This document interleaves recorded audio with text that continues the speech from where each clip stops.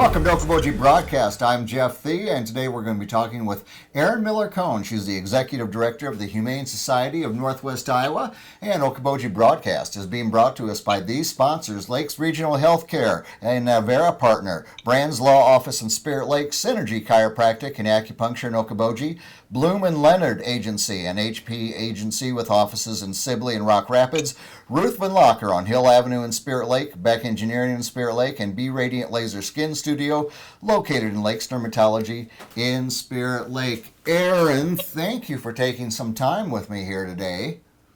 Thank you, Jeff. Thank you for having us. Oh, my pleasure indeed. Well, you know, I had concerns that for the needs of our furry friends, our cats and dogs, that people know that operations are still happening at the Humane Society and things they can do, ways to contact you. So first of all, let me just ask how the COVID-19 is affecting the Humane Society. We've had a pretty drastic, we've had quite a few drastic changes at the Humane Society, one being the financial aspect of it. We've really taken a hit on our donations. I know that from February to May, donations are pretty slow the way it is. Right. But they've just kind of cold turkey stopped for us. Oh. And and we understand, everybody's really trying to, their main focus is their families are first, which we completely understand. But we don't have, we don't have donations coming in, which means I don't know, after all this is said and done, what the future is going to be for the Humane Society. Right. Because we still have, our utilities to pay, we still have our vet bills to pay, and right now I think one of our vet bills is over $5,000. And I know, like, right now everyone's kind of, our vets we work with are very nice and they're a little lenient with us. Right. At the same time, we still have to keep getting our animals fixed, getting the medications, and taking care of our animals so they can be put up for adoption so we can try and bring more in. Right. Because right now, in the last couple of days, we have brought in over 17 cats from people who are no longer to take care of them. Yeah. And we're in kitten season, and kitten season hits us hard every year. Oh, yeah. I mean, we're coming up, it is springtime, and that means kittens. Unfortunately, for the ones that don't get spayed or neutered, it means kitten time, and that makes it tougher on them, certainly, and it certainly on your reserves, and I'm sure your financial reserves are not abundant. Right, absolutely. So we are, we have a really good board right now, and we had to kind of put a halt on our fundraising for the next couple of months because a lot of it was interactive. Yeah. So we've had to really reevaluate. I know we're going to have a meeting here pretty soon to see what our plan is going forward for the next couple of months, to see what we can do just to try and get through this time. So at the end of it, we still do have a shelter, and we are still able to keep our doors open, and we're still able to help those animals. So, yes. I mean, that's the biggest thing. Yeah, because it's so important, not only to the animals, but to all of us here in Northwest Iowa. So, I had a conversation with Andrew Fisher, the CEO of the Y last week, and, imploring people, if they can, and you understand there are people that can't, but to continue their giving to the nonprofits that are nearest and dearest to them, their houses of worship and so forth, and certainly our Humane Society of Northwest Iowa continues to have those needs. Now, for the people that donate in another way, they bring in towels, they bring in kitty litter, they bring in dog and cat food. How are you doing that right now? Are people just dropping it at the door? Yeah, so they'll contact us, and I ask them just to put it next to our impound door, and then I make sure to get their information so we can definitely send them a thank you card, because we do appreciate that people are still thinking of us during this time. And then we will bring them in and we disinfect and we wash them right away. Any Chewy boxes or anything that we get or from Amazon, we unload the boxes outside and we bring them inside, right. Because they've been touched and handled multiple times. And then we disinfect those too. The biggest thing, we've really put a stipulation on a lot of stuff, and the shelter is just completely shut down for the safety of the animals and my staff right now. Yeah. So we're taking a lot of extra steps, but they're necessary. Maybe you can answer a question. I've seen it on Facebook different times. People saying, uh, dogs and cats cannot carry the COVID-19. Is that true? That's true. So, they're not, they can't give it to you. They can't give anybody it directly. Now, if somebody does have COVID and they touch a dog or a cat, just like anything else, just like shaking hands, that's a way that it can be passed. So any animals that we do have coming into the shelter right now that are surrenders or impounds, they immediately get a bath, and then they go right into their enclosures, and then they're not in contact with anybody else. And so that's one precaution that I know that we have taken. And I know a couple of vet clinics in the area and other shelters are taking that precaution too, just because it can spread. It spreads like wildfire. So Yes. We have to take that precaution. Yeah, and as you mentioned, it's kitten season. If people find a stray animal, a dog running without a leash or a collar and can't find their home, do they still contact you, or how are you doing that right now, Arin?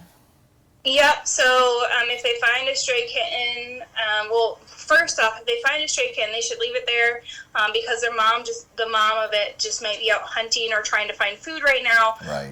If they it's very apparent that the animal has been abandoned or the mom was injured or is no longer there, yes, then absolutely contact us and we'll see what we can do if we have room and if we can help you out. And then we have everybody stay in their vehicles right now who are dropping off animals. We will come out to them. We grab the animals. We have them fill out the paperwork in their vehicle. We bring in the animal and then we disinfect everything, get the animal their bath, and then we kind of go from there. And we've been, that's kind of how the Dixie County Animal Vet Clinic is working. Because we really just want everybody to stay. We're trying to keep everybody out of the shelter. I think of my staff is on a bus, and if one of my staff goes down, then that's kind of a flat tire, and we all got to pick up, and we're all working together, and there's only 9 of us. So we are always working together, and I just can't have one go down right now. So. Yes, absolutely. Not for you, not for the community, and certainly not for our furry friends. So are adoptions kind of on hold right now there, Arin, if you can't be having people just come in and walk around and be picking up the kitties and dogs? So we're still doing adoptions to approved applications. So the very first thing is if you see an animal, you can submit an application online. We are only allowing 2 people into the building at a time. The very first thing that they do is they go and they wash their hands and they disinfect. Okay. And then they are able to interact with that animal. And then if they do feel like they would like to adopt, then they can certainly do that. And that's kind of more for the cats. As for the dogs, we meet the people outside with their dog if they have a dog. Yeah. We also make sure they disinfect first as well. So everybody disinfects is the very first thing. So they can still find their forever home. Yep, they can still find their forever home because we have to keep trucking, and that's a little income for us. It doesn't even cover, none of our adoption fees even cover the vet bills that we do to take care of the animals, but it's still something coming into the shelter right now. And then if an animal is adopted, that opens up for a spot for another animal for us to help. Well, I guess one message we can certainly put out there through this interview, Arin, is please continue to donate in numerous ways, if at all possible, to the Humane Society, whether it's through the donations of, like I said, laundry detergent to wash, or the towels, or kitty litter, food for the animals, and certainly your monetary donations are going to mean the world. Like we've said, not only to the furry animals, our friends, but also to the community. Our Humane Society is very important to the Iowa Great Lakes area.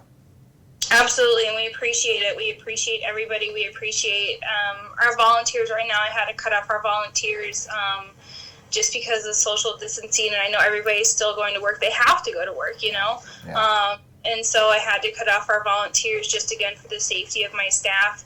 and we appreciate them. We appreciate them so much. We want them back. We can't wait till they come back. Yeah.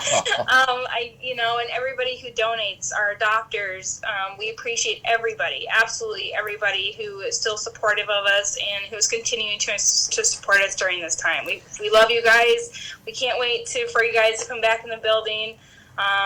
We'll get through this. Yes, and we will indeed, and let's just hope it's a shorter storm than we think it might be. So yes, absolutely. And get things back to normal, especially so we have our kitties and our puppies to love, and then they love us back. That's the best part about it. Absolutely. Arin, if people have questions, they want to contact you, obviously just don't stop by the Humane Society. Website, phone number, email, how can they get in touch with you? They can call us 712-338-2738. We usually are pretty busy on the phones during the day. We only have one phone line at this moment. So if it is busy, do try again later. Usually it's kind of more open in the afternoons. Otherwise, you can always email us at hsnwia.info@gmail.com. Very good. Arin, thank you for all you do, for your staff, for your volunteers, all those that make the Humane Society of Northwest Iowa work. And let's keep the donations coming in. And when the storm passes, we'll be looking forward to seeing you again. Yay! Thank you. Thank you, Jeff. All right. Arin Miller-Kohn here with us from the Humane Society of Northwest Iowa on Okoboji Broadcast. We thank her for being with us. We thank you, as always, for watching us right here on Okoboji Broadcast.